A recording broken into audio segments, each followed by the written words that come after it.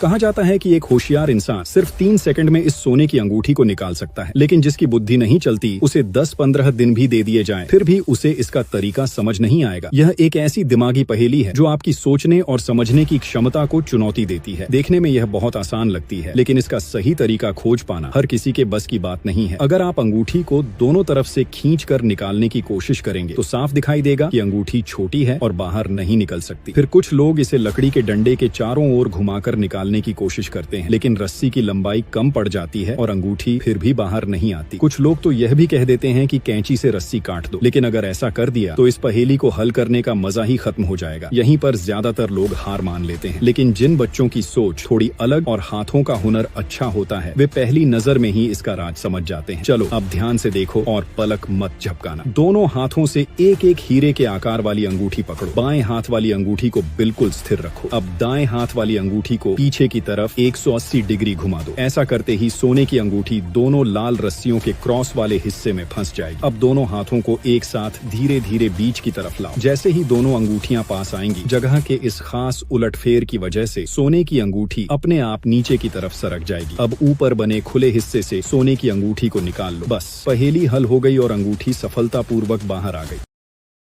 Download ShareChat.